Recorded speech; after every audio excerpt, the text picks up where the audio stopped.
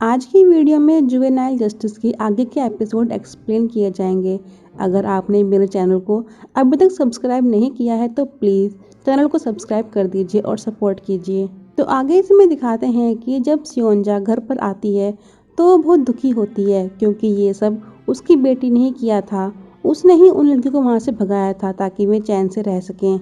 युनसुप सोनिया से कहती है कि लड़कियां आपके केयर होम से भागी हैं तो ये आपकी जिम्मेदारी है कि आप ही उन्हें ढूंढ कर लाएंगी, फिर चाहे उसके लिए उन्हें कहीं भी जाना पड़े।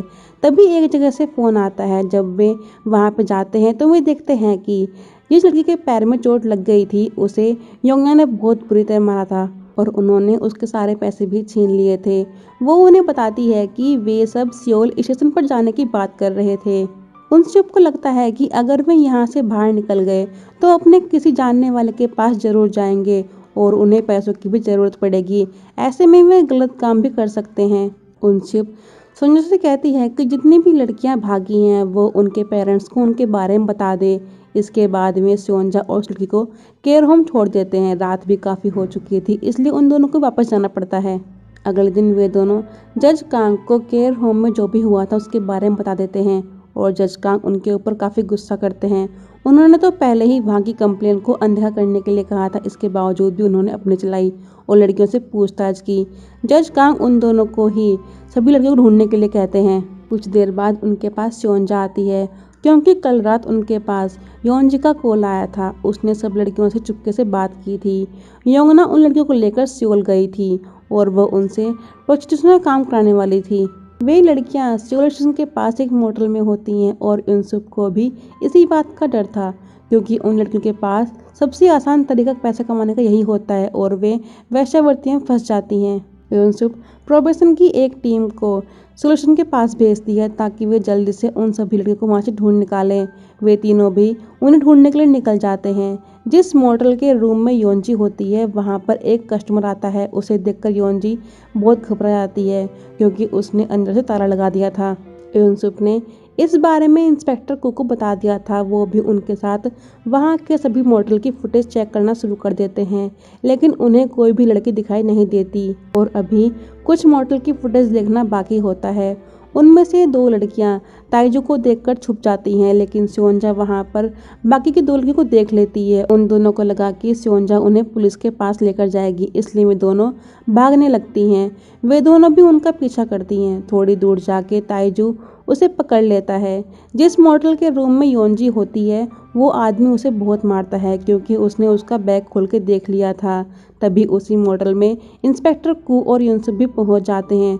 पुलिस की आवाज़ सुनकर वो आदमी योंजी का मुंह दबा के रखता है ताकि वो आवाज़ ना निकाले लेकिन इंस्पेक्टर कू किसी तरह उस दरवाजे पर लगे लॉक को तोड़ के योंजी को बचा लेते हैं और वे उस आदमी को अरेस्ट भी कर लेते हैं। उन्हें वहाँ से बाकी की लड़कियां मिल गई थी लेकिन योंगना वहाँ पे नहीं थी। युनसुप सोंजा से कहती है कि योंजी को बाल सुधार गृह में रखा जाएगा क्योंकि उसे थेरेपी की ज़रूरत होती है और बाकी बच्चों से पुलिस पूछताछ करेगी। सोंजा की बड़ी बेटी ने बताया था कि योंगना अपनी माँ के घर हो सकती है क्योंकि जब योंजी ने केयर होम में फ़ोन किया था तब योंगना ने उसे पकड़ लिया था। वो लड़की जानती थी कि योंगना की कमजोरी उसकी माँ है इसलिए उसने फ़ोन पर योंगना को धमकी दी थी कि अपनी माँ को बचा सकती है तो बचा ले। इसलिए युनसुप को लगता है कि वो अभी अपनी माँ के घर पर ही होगी। सोंजा और युनसुप उसे ढूंढने योंगना के घर पे जाते हैं लेकिन अब वहाँ पर दूसरी फैमिली रहती है। थोड़ी देर पहले भी योंगना वहीं पर अपनी माँ को देखने के लिए गई थी। जब वे वहाँ से जाते रहते हैं तो सियोंजा सीढ़ी पर योंगना को बैठे हुए देख लेती है और उसे भी काफ़ी चोट लग रखी थी। जब वो अपनी माँ से मिली थी तो उसने अपने बेटे को पहचानने से मना कर दिया था और उसे घर के अंदर भी नहीं आने दिया था। योंगना को बहुत दुख होता है क्योंकि उसे उसकी ही माँ अपनाना नहीं चाह रही थी और वो बहुत रोती रहती है कि आखिर कोई माँ अपने बच्चे को कैसे पहचानने से मना कर सकता है। युनसुप योंगना को बाल सुधार गृह में भेज देती है क्योंकि वो पूरी तरह से टूट चुकी थी। योंगना को उसी आदमी ने मारा था जिस आदमी के साथ उसकी माँ रह रही थी क्योंकि वो अपनी माँ को सबक सिखाने के लिए दोबारा घर पे गई थी। युनसुप सोंजा को समझाती है कि उन्हें अपनी बेटे के ऊपर ध्यान देना चाहिए। अगर वे अपनी बेटी के ऊपर ध्यान नहीं देती तो शायद आज ये सब नहीं होता उसकी बेटियों को अपनी माँ से वही प्यार चाहिए होता है जो वो वहाँ पे आने वाली लड़कियों से करती है। सोनजा ने अपने एक बच्चे को खोया था, इसलिए वो केयर होम में आने वाली हर एक लड़की के अंदर उसी खोए हुए बच्चे को देखती है, क्योंकि वे आज भी अपने बच्चे खोने के दुख से बाहर नहीं निकल पाई थी। जज कांग ने प्योरम केयर होम को बंद करने का फैसला टाल दिया था, क्योंकि अब सारी लड़कियां जो वापस मिल गई थी, इसलिए उन्होंने वहां की इंचार्ज सोनजा से वीकली रिपोर्ट भेजने के लिए कहा था, ताकि प्योरम केयर होम को बंद करने की नौबत न आए। लेकिन वे चाहकर भी उसे बंद नहीं कर सकते, क्योंकि इस देश में पहले ही बच्चों के लिए सुविधाएं बहुत कम होती हैं। यूसुफ उन सभी लड़कियों को जो उन्होंने क्राइम किया था उसके लिए सजा सुनाती है। जब वो उन सभी की फाइल देखती है तो ज़्यादातर लड़कियां अपने परिवार की वजह से ही भागती हैं और वे गलत काम करना शुरू कर देती हैं। इसलिए यूसुफ सभी लड़कियों के पेरेंट्स को भी पेरेंट्स ट्रेनिंग लेने के लिए कहती है। जहां पर लड़कियां रहेंगी वहां पर उनके पेरेंट्स भी रह के शिक्षा प्राप्त करेंगे और वो अपने बच्चों से भी मिलने जाया करेंगे, ताकि वो ये देख सके कि उनके बच्चे कैसे रह रहे हैं और क्या कर रहे हैं। इधर जज कांग चीफ जस्टिस से मिलने जाते हैं। चीफ उनसे कहते हैं कि क्या आपके बच्चे ठीक हैं और क्या वे स्कूल में ठीक से पढ़ाई कर रहे हैं। जज कांग को इसके बारे में नहीं पता होता, क्योंकि उनके सामने तो उसके दोनों बेटे पढ़ाई करते रहते हैं। उनका एक बेटा 11वीं में तो दूसरा बेटा 12वीं में होता है और वे दोनों मुंगवोंग हाई स्कूल में पढ़ते हैं। दरअसल उस स्कूल का एग्ज़ाम पेपर लीक हो गया था और ये खबर न्यूज़ में भी आ गई थी, और इस मामले में सब बड़ी पोस्ट के ऑफिसर शामिल होते हैं। मतलब उनमें राजनेता, मंत्री, डॉक्टर, यहाँ तक कि जजेस का भी नाम होता है पेपर लीक के मामले में। इसमें स्टेटस वाले टॉप 3% बच्चों के पेरेंट्स को इकट्ठा किया गया था और पेपर लीक किया गया था। इस केस की जिम्मेदारी चीफ जस्टिस जज कांग और उसकी टीम को देते हैं, क्योंकि इस मामले में स्टूडेंट्स भी शामिल थे। चीफ जस्टिस उनसे पूछते हैं कि क्या आप इस मामले में शामिल तो नहीं है ना। जज कांग कहते हैं कि ये काम डेकार्ड ग्रुप ने किया था। उन्होंने जज कांग को भी काफ़ी सारे पैसे देने का ऑफर किया था, लेकिन उन्होंने पैसे लेने से साफ मना कर दिया था और उन्हें उम्मीद होती है कि उनकी टीम इस केस को संभाल लेगी। तभी जज कांग अपना रेजिग्नेशन लेटर चीफ जस्टिस को दे देते हैं, क्योंकि ये उनका आखिरी केस होता है और इस केस के बाद में रिजाइन कर देंगे। उधर जब यूनसुक अपने घर पे जाती है तो बाहर एक आदमी उसी का आने का इंतजार करता रहता है और ये आदमी उसका हस्बैंड होता है। उसे देखकर यूनसुक बिल्कुल भी खुश नहीं होती। इधर जज कांग के बेटे सिनियो को दिखाते हैं। वो बहुत ज़्यादा घबराया हुआ होता है। वो अपने डैड को फ़ोन पर बताता है कि उनके घर के बाहर पुलिस आई है। यहाँ पता चलता है कि वो भी डेकार्ड ग्रुप में शामिल था और फाइनल एग्जाम होने के बाद उसने वो ग्रुप छोड़ दिया था। ये जान के जज कांग बहुत टेंशन में आ जाते हैं और इस केस पर मीडिया की नज़र भी होती है, क्योंकि डेकार्ड ग्रुप काफ़ी टाइम से पेपर ऐसे ही लीक कर रहा था।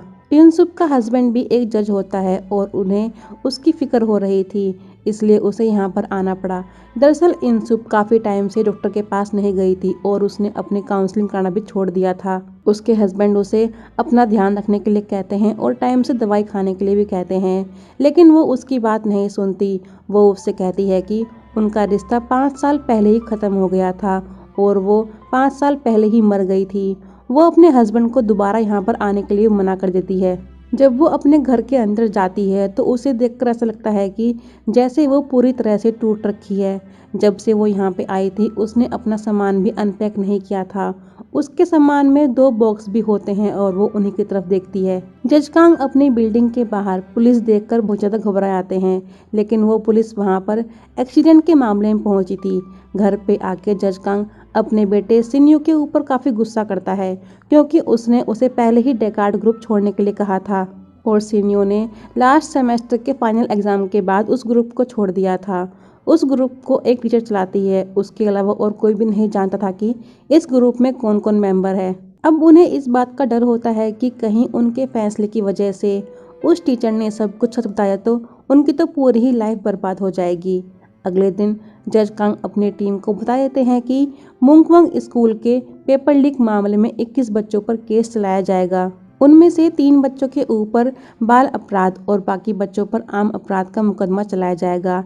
इसकी इंचार्ज में यूनसुक को बनाते हैं और जो 3 स्टूडेंट्स वेटिंग लिस्ट में होते हैं उनका इंचार्ज में ताइजू को बनाते हैं।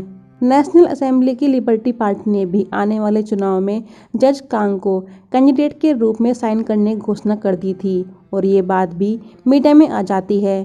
सिन्यू का ध्यान भी इसी न्यूज़ पर होता है। उसने पुलिस के सामने सरेंडर करने का फैसला भी कर लिया था, लेकिन जज कांग सिन्यू को पुलिस के सामने कुछ भी बताने के लिए मना करते हैं। वो गुस्से में उनसे कहते हैं कि अगर मरना है तो कहीं अकेले जाके मरना, लेकिन उन्हें मत डुबाना। ये बात उसके दिमाग में घूमती रहती है और वो चलती गाड़ी के सामने कूद जाता है।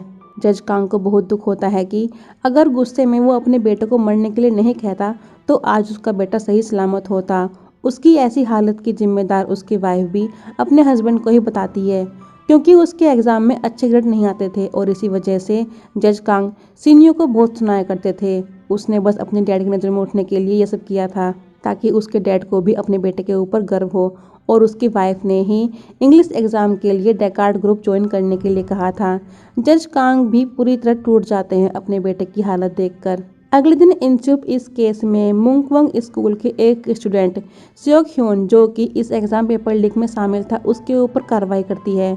वहाँ पर उसके टीचर भी होते हैं। दरअसल बच्चों को एसएनयू यूनिवर्सिटी में एडमिशन के लिए अच्छे ग्रेड की जरूरत होती है। पहले मुंगवंग स्कूल नंबर 1 पर था, लेकिन बच्चों के ग्रेड्स कम आने की वजह से वो टॉप 5 में भी नहीं होता।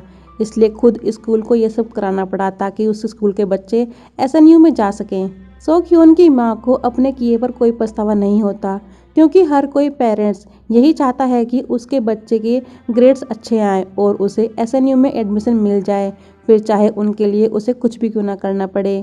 ये सब वही कर सकते हैं जिनके पेरेंट्स बहुत अमीर होते हैं। उधर जज कांग असेंबली मैन से कहते हैं कि वो ये इलेक्शन नहीं लड़ सकते, क्योंकि उसका बेटा डेकार्ड ग्रुप का मेंबर था, इसलिए वो अपना नाम वापस लेना चाहता है। यहाँ पर असेंबलीमैन उसको समझाते हैं कि अगर उन्होंने ये सब कबूल कर लिया या फिर उन्होंने इस केस में सही सुनवाई की तो इतने सालों में उन्होंने जो इज्जत कमाई है वो सब खत्म हो जाएगी। यहाँ तक कि योनवा डिस्ट्रिक्ट कोर्ट पर भी सवाल उठाए जाएंगे और इससे उनकी पार्टी भी बदनाम होगी। इसलिए वो किसी भी तरह अपने बेटे को बचाने के लिए कहते हैं। इसके बाद जज कांग भी फैसला कर लेते हैं कि अब चाहे कुछ भी हो जाए, इस केस में वो सारी कोशिश करेगा कि जिससे वो अपने बेटे को बचा सके, चाहे उसके लिए उसे कुछ भी क्यों ना करना पड़े। वो मुंगवंग स्कूल के टीचर से मिलते हैं जो इस केस का गवाह होता है। कांग उससे कहता है कि कोर्ट में आपसे जो भी सवाल किए जाएंगे उनका जवाब सिर्फ ना में ही दें। अब कोर्ट में इस केस की सुनवाई होती है, जहाँ पर सारे बच्चे, उनके पेरेंट्स और वही टीचर होता है जिससे जज कांग मिला था। उस टाइम उस टीचर ने जज कांग की एक झलक देख ली थी और वो बहुत ज़्यादा चौंक जाता है उन्हें वहाँ पर देखकर। वो बहुत घबराया भी होता है, क्योंकि ये केस पहले प्रोसिक्यूशन में भेजा गया था। वे इस केस के सारे गवाहों और सबूत उन्हें दे देते हैं। जज कांग अभी इस केस में किसी भी गवाह से पूछताछ नहीं करते। पहले वे खुद सिलेक्ट करेंगे कि उन्हें किन गवाहों से पूछताछ करनी है, उसके बाद ही इस केस की आगे सुनवाई होगी। इन सब को उनका स्टाफ फोन पे कहता है कि जज कांग ने गवाहों की लिस्ट बना ली है और ये उसे बहुत अजीब भी लग रहा था कि आखिर इतनी जल्दी कोई कैसे गवाहों की लिस्ट तैयार कर सकता है। यूनसुप जज कांग से सवाल करती है कि उन्होंने प्रोसिक्यूशन केस के सारे गवाह सिलेक्ट कर लिए थे और डिफेंस का उसमें एक भी गवाह नहीं होता। उसे लगता है कि उन्होंने गवाहों की गलत सूची तैयार की है और वो उनसे इसके पीछे की वजह पूछती है। ये सुन के जज कांग को बहुत गुस्सा आता है और वो यूनसुप को काफ़ी सुना देते हैं, क्योंकि वे अच्छे से जानते थे कि यूनसुप के पास जो भी केस होता है वो उसमें बहुत सीरियस होती है। उसका बस एक ही मकसद होता है कि सारे दोषों को सजा देना, फिर चाहे उसमें कोई भी हो। यूनसुप सोच में पड़ जाती है कि आखिर उसके एक सवाल पर जज कांग ने उसके ऊपर इतना गुस्सा क्यों किया, जबकि उसने कोई गलत बात भी नहीं कही थी। अब दिखाते हैं कि यूनसुप फ्लावर बुके लेकर जाती रहती है। तब वो याद करती है कि जिस स्टूडेंट से उसने पहले पूछताछ की थी उसने उन्हें बताया था कि वो एक विक्टिम है। उसने तो लीक किए हुए आंसर देखे भी नहीं थे, वो तो वेटिंग लिस्ट में था और जो स्टूडेंट्स इस केस में पकड़े नहीं गए बस उनके ही मजे आएंगे। दरअसल जब स्योक ह्योन टीचर से अपने बारे में पूछने के लिए गया था तब उसने अपने टीचर को फ़ोन पर बातें करते हुए सुन लिया था। उसमें 21 नहीं पूरे 24 बच्चे शामिल होते हैं। उसकी ये बात सुनकर यूनसुप समझ जाती है कि इस केस में और भी स्टूडेंट्स शामिल हैं जिन्हें पेपर्स के आंसर बताए गए थे। इसलिए यूनसुप वहाँ के स्टूडेंट्स के पेपर्स और उनके आंसर शीट मंगाती है, बस उन गवाहों को छोड़ के जिन्हें प्रोसिक्यूशन ने बताया था। यूनसुप सभी बच्चों के पेपर और उनके आंसर्स को चेक करती है उनमें से इंग्लिश के एग्ज़ाम की आंसर शीट से ये पता चलता है कि कुछ स्टूडेंट्स ने बिना सवाल देखे ही वही आंसर लिखा है जो उन्हें बताया गया था, जबकि वो आंसर उस क्वेश्चन का होता ही नहीं। इंग्लिश टीचर ने लास्ट टाइम में एक क्वेश्चन बदल दिया था और स्टूडेंट्स ने उस क्वेश्चन का आंसर ही वही लिखा होता है जो उन्हें बताया गया था। इंग्लिश टीचर इस केस की पहली गवाह थी और जज कांग ने उसे ही गवाह में शामिल नहीं किया था, और वही पहली टीचर थी जिसने उनके आंसर पर ध्यान दिया था और इसके बारे में जानकारी दी थी। यूसुफ को इससे पता चलता है कि पेपर के क्वेश्चन लीक नहीं हुए थे, बस उनके आंसर लीक हुए थे। अब उन्हें बाकी के 3 बच्चों को ढूंढना होता है जिन्होंने फाइनल एग्जाम होने के बाद डेकार्ड ग्रुप छोड़ दिया था, और वे किसी भी बड़ी हस्ती के स्टूडेंट हो सकते हैं। तभी यूसुफ की नज़र कांग सिन्यो के डॉक्यूमेंट पर पड़ती है। अब जाके उसे समझ में आता है कि क्यों जज कांग ने अपने हिसाब से गवाह चुने। वो बस अपने बेटे को इन सब से बचाना चाहते हैं। यूसुफ और ताइजू जज कांग के बेटे सिनियो को देखने हॉस्पिटल में जाते हैं।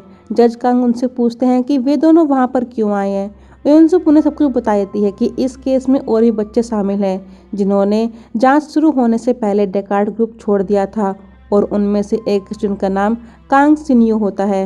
यूसुफ जज कांग को इन सब के लिए खुद को कानून के हवाले करने के लिए कहती है, और यहीं पे यह एपिसोड ख़त्म होते हैं। तो मिलेंगे नेक्स्ट एपिसोड की वीडियो में। Thank you.